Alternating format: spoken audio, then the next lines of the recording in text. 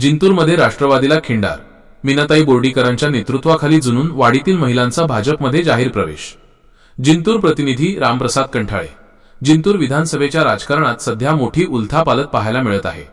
विकासाचा ध्यास आणि मीनाताई बोर्डीकर यांच्या नेतृत्वावर विश्वास ठेवून जुनूनवाडी येथील राष्ट्रवादी काँग्रेसच्या अनेक महिला पदाधिकारी आणि कार्यकर्त्यांनी भारतीय जनता पार्टीत जाहीर प्रवेश केला आहे।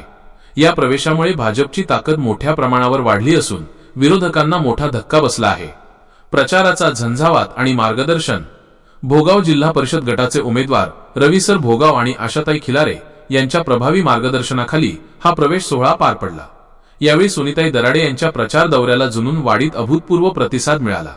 या प्रसंगी अनंतराव देशमुख आणि आशिष देशमुख यांच्यासह पक्षाचे अनेक वरिष्ठ नेते आणि पदाधिकारी मोठ्या संख्येने उपस्थित होते। प्रवेश केलेल्या व समर्थनातील प्रमुख महिलांची यादी। यावेळी खालील महिलांनी व कार्यकर्त्यांनी भाजपचा झेंडा हाती घेतला। 1. सुशीला साहेबराव घनसावंत।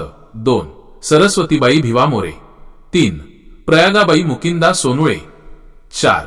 सुनीता नागोराव पुंडगे। 5. सुमनबाई सटवा पुंडगे। 6.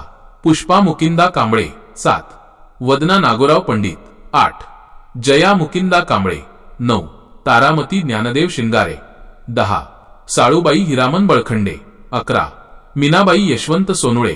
12. गोकर्णा मारोती मोरे। 13. मारोती श्रीपती मोरे। 14. बाबाराव इंगोले।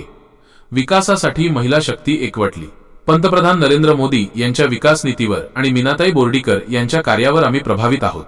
जिंतूरच्या सर्वांगीण विकासासाठी आणि सोनीताई दराडे यांच्या विजयासाठी आम्ही अहोरात्र कष्ट करू, असा निर्धार यावेळी प्रवेश केलेल्या महिलांनी व्यक्त केला। या कार्यक्रमामुळे जुनूनवाडी आणि परिसरात भाजपचे वातावरण अधिकच सुदृढ झाले असून हा प्रवेश आगामी निवडणुकीत निर्णायक